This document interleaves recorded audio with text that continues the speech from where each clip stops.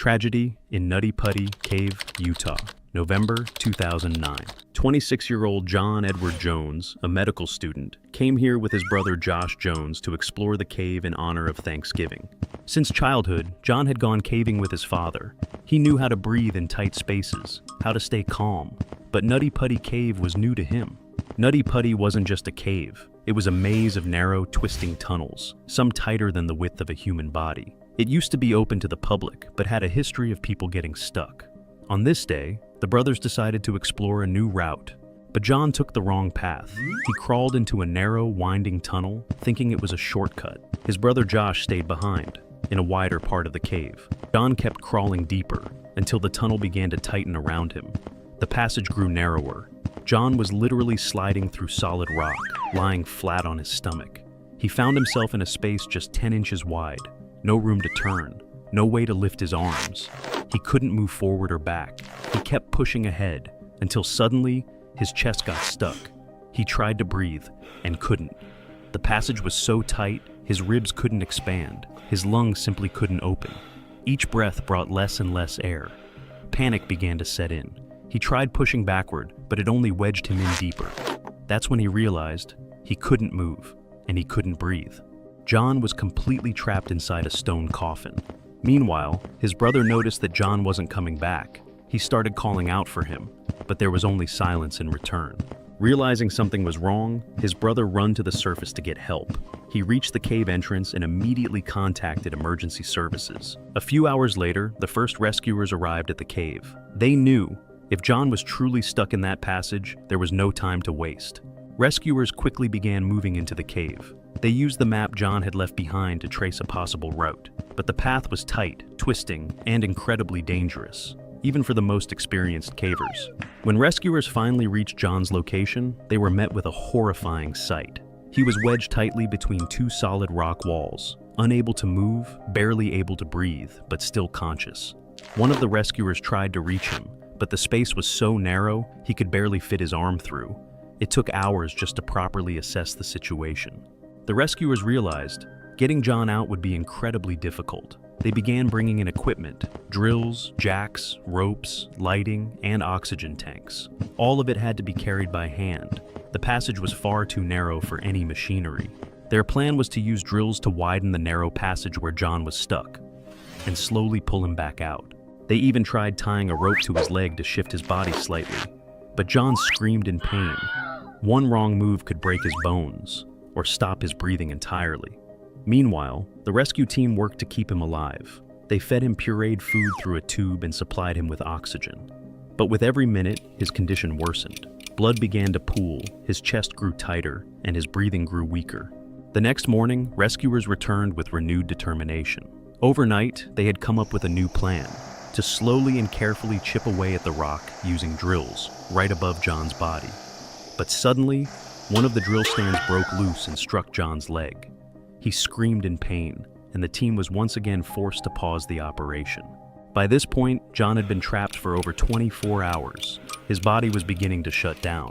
And then, the worst happened. Part of the tunnel leading to him collapsed. The rescuers outside realized reaching John had become nearly impossible. In the following hours, rescuers tried everything they could. They drilled, dug from the sides, carved a new path. But the ground kept collapsing. Everything crumbled faster than they could rebuild. 27 hours after John got stuck, rescuers could no longer reach him. He died in the darkness, upside down, alone. His body was never recovered from the cave. The entrance was permanently sealed. Tragedy in Ellison's Cave, Georgia, July 2011.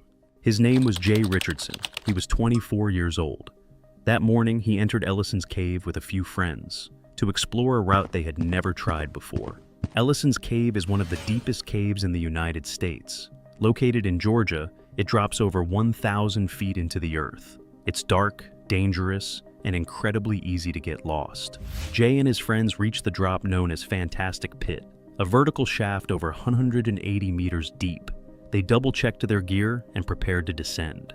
Jay went first. He descended slowly, the walls closing in around him, deeper and deeper into the earth. The only sound, his breath and the creak of the rope. Suddenly, his foot slipped, the rope twisted. Jay lost control and flipped upside down. Now he was hanging, head down, deep inside the shaft. Blood rushed to his head. He tried to adjust, but the rope tightened. Jay tried to move, but something was wrong. The narrow shaft squeezed his body. His chest was pressed, arms stuck. He couldn't turn. He was trapped. Panic started to rise. He screamed for help, hoping his friends were still close enough to hear. His friends heard the screams. One of them grabbed the rope and tried to pull Jay up, but he was stuck tight. The other ran back toward the cave entrance, desperate to find help. They knew time was running out. 7 hours after Jay got stuck, the first rescue team arrived. They rappelled down the narrow shaft as fast as they could, carrying ropes, gear, and medical supplies. Every second counted. Jay had now been hanging upside down for hours. When rescuers reached Jay, he was unconscious. They tried everything, adjusted the harness, supported his body, administered oxygen.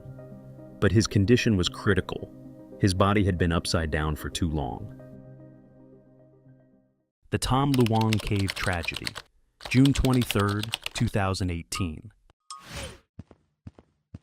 Group of schoolboys, along with their coach, decided to explore a cave. They entered a cave located in Chiang Rai province in northern Thailand. The cave stretches nearly 4 kilometers underground, with narrow passages, slippery rocks, and zero lighting. The kids and their coach walked in like it was just another afternoon walk.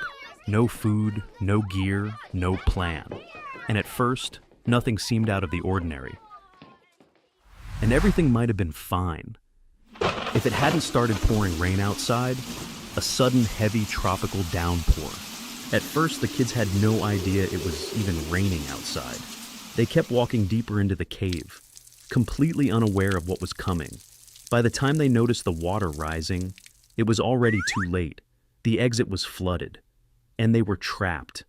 At first, they hoped the rain would stop, and that they'd be able to leave soon.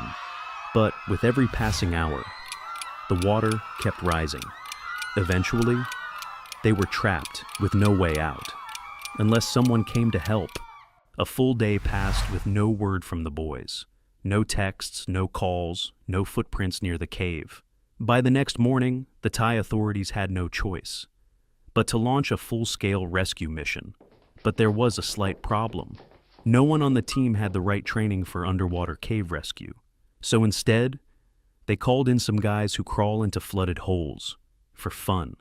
The boys were trapped almost 4 kilometers deep, past flooded tunnels, tight squeezes, and vertical climbs. The path to them wasn't just long, it was practically designed to kill anyone who tried.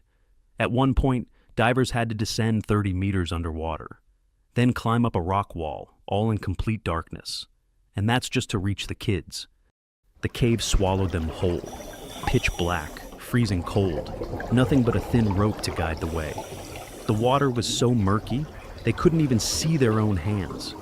And this was just the beginning. Some parts of the cave were so narrow that divers had to remove their air tanks just to get through. One wrong angle, and you'd be stuck deep underground. After 9 days of searching, the boys were finally found. All of them were barely alive, weak, starving, and one step away from death. At first, the boys were overjoyed. Someone had finally found them. But that joy didn't last long. None of them could swim, and the path back was 4 kilometers of flooded nightmare. The way back was 4 kilometers of flooded tunnels, so narrow and twisted, even the divers barely made it through. Dragging a panicking child through that, almost guaranteed death. When the divers realized there was no safe way to get the kids out, they came up with a brilliant new plan: sedate the kids and deliver them like underwater cargo. Totally illegal, absolutely insane, but it was the only shot. After agreeing on the plan, they immediately got to work. The boys were sedated right there in the cave and carried out one by one. The kids were unconscious, which made them easier to move, but it also meant the divers had to drag them like cargo, careful not to slam their heads into the cave walls. After more than 2 weeks underground, the first boy was finally brought to the surface. Somehow, the insane plan was actually working.